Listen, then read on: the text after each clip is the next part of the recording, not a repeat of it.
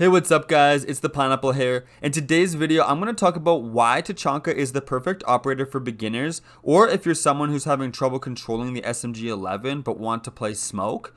Now, I want to explain a couple of things first about why Smoke is so important, and why you should always have him or someone like him on the team.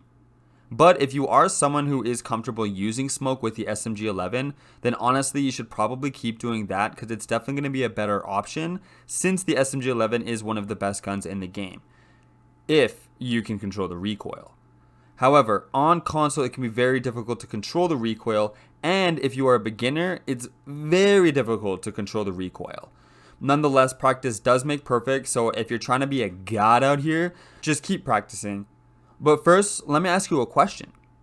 Why is Frost getting more play these days? It's not because of her mats, it's her utility. She has a shield and a secondary shotgun for rotations and line of sight, and her gun is perfect for beginners and skilled players. Think of it like this. If you're someone who has amazing aim and you're literally able to one-tap people with Cade's revolver or get kills with Cavier's pistol, then guns don't really matter to you. And on the other hand, if you are someone who is struggling with aim, you're just trying to hit the person in front of you. Depending on the situation, maybe you adjust your aim to the head. But if you're someone that's just trying to hit somebody and you find yourself aiming at the body more often, you should use guns that have higher damage because you'll eliminate them faster. So Frost has a perfect gun for that, and so does Tachanka. Let's just start by comparing Frost and Tachanka. So the reason why we're doing this is just because I want to explain why Tachanka's weapon isn't as bad as people think it is. So the submachine gun is 45 damage and the fire rate is 575. Frost also has the secondary shotgun, which is just always nice. And then on top of that, the deployable shield, which is definitely the best gadget for a defender. Now, if we look at Tachanka, remember, it was 45 damage and 575 for fire rate. This has 49 damage and 550 for fire rate. So this gun is very similar to Frost's gun. So if you find yourself on a team and you're playing Frost and there's no Smoke and you don't feel comfortable playing as Smoke, then jump on this guy. Because on top of that, his gun makes amazing rotations, very quick, very easy, and he also has the shield. So now let's compare Tachanka and Smoke. So Tachanka has the Shumikha, which is basically a grenade launcher that shoots a grenade that explodes into a radius of fire. And with that, they last for about 5 seconds, and he gets 14 of them. So that's 70 seconds. And if you look at Smoke, Smoke has 3 canisters, and the canisters last 10 seconds. So that's 30 seconds. I know. I'm very good at math. Now, obviously, you could tell which one lasts longer. The only reason why Smoke, I believe, is picked more is because the SMG-11. If you can control the recoil, you just gotta pick the SMG-11. But we've already discussed this, and I'm telling you, the LMG is being slept on. Try it out. You'll see for yourself that you can still do damage with this gun. So hopefully you see where I'm coming from with my perspective on Tachanka. I'm not saying he's better than Smoke. I'm saying he's an alternative to Smoke. So with that said, I want to go into some tips and some strategies for using Tachanka. So for starters, one thing we'd want to take a look at is his Shumikha. So you'll see here, if I shoot it right in the middle of these 2 pillars, it'll basically cover the entire surface area. Right, you wouldn't really be able to get through there without getting caught on fire. Now, that's about the farthest radius it is between these 2 pillars. This is about a perfect example of the radius. So it's almost a doorway, a little bit smaller. Like this doorway, they wouldn't be able to get through it if you were able to line it up properly. Like for instance right here, they could run through that and they're able to get by. So you just got to be aware of the radius of the Shumikha. You also need to know that the Shumikha bounces quite a bit. So you can use this to your advantage. For instance, if somebody's on a vault and let's say they're right here, you can bounce the Shumikha off of the wall and you're able to get them from this angle here.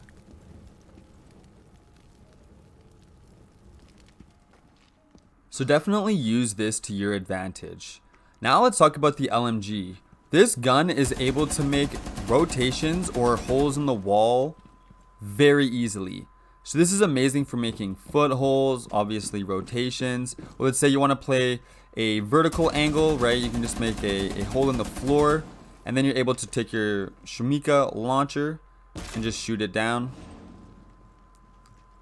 This is just perfect for anybody that likes to be able to make rotations. Some people don't really care too much about that, but I like being able to have the option to make rotations or line of sight on the fly.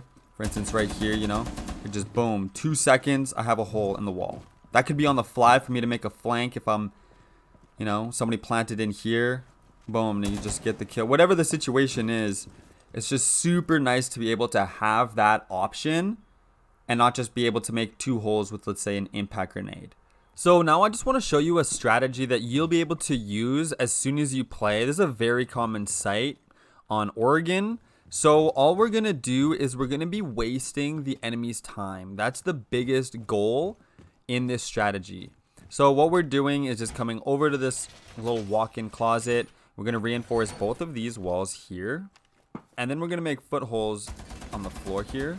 This is just to make the attackers uncomfortable being inside here. So let's say there's like a Maverick. It's going to make him uncomfortable being in here. Then we're going to put line of sight in this wall here, just like that. And we're also going to put a hole right about here. Just something big enough so that way we can get our grenade launcher into the into this attic area. So from here, we're going to reinforce this wall here. Then we're just going to open up this one big door, something you can run through. But you're most likely going to be crouching. You just want to have the option with your Shumikha to be able to use it from whatever angle, especially over here. And then for our shield, we're actually going to place it right up against this doorway like this. We want it as flush up against the wall as possible because this is going to provide us a lot of safety in this room from this stair. So from these stairs here, if we didn't have it, they'd be able to see all the way to the back wall from this angle. Without it, we'd be in some trouble. However, with it, it's very dangerous for the enemy to also walk up the stairs because once they get to about, let's say here, there's no turning back for them. They have absolutely no cover, and you can just start pre-firing and just, you for sure should be winning those fights, especially since you could like peek from any direction. But then you also can use your Shumikha, pardon me. So you just want to make sure you have this here. Just allows you to have more safety if you wanted to, let's say, be back here while you shoot your Shumikha this way, which is also a really good angle for protecting the rotation there. But the nice angle that we're looking at, I actually want to make sure that this is a little bit more open because we're going to be aiming for right here. If you sit behind this wall and you aim right about here, your Shumikhas are going to go right in front of this door, which is exactly what we want because this door is a very common push. A lot of attackers will come from the front door. They'll spawn over here, come up this white van, and then onto this balcony. Oh, strange. Vaults, and then vault. However, I can't do it. Should be able to just sprint and vault. Yeah, there you go. And then they'll just attack this wall. So if they can't get through here, they have to rely on Habana or Ace. But this is just to waste time. And then the one other thing that we want to make sure that we're doing is also opening this hatch because this is going to allow us to flank if we wanted to, or let's say just try and survive. Let's say they start throwing grenades, they get rid of this shield, they're coming through here, they're droning you out, it's just a lot of pressure.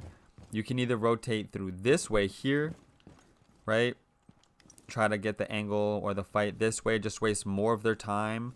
You don't have to specifically get the kills, even if you end up dying, right? And there's like 30 seconds left, but they spent so much resources and so much time trying to kill you. You did your job. You made it so much easier for the other people to defend. But you want to give yourself options, right? Never put yourself in a corner. So You know, let's say you want to come this way. You're safe. They have to come all the way up these stairs. They cannot see you from right here if they're down these steps. They cannot see you. They have to walk right up to like about here in order to see you. And at this point, they're sketched out about this. They could come up here, and then there's an angle on this door that they have to watch out about. It's just too much for them to worry about, right? We haven't even discussed this angle that you can watch the steps from. This little line of sight that we've created through here just makes one of the more common pushes through this door onto this balcony, into this closet, a nightmare for them to have to deal with. You just shoot your Shumikas here, here, or here, and each one of them will delay so much time for the attacker. Thank you so much for watching. I hope you have a great day, and I'll catch you in the next one.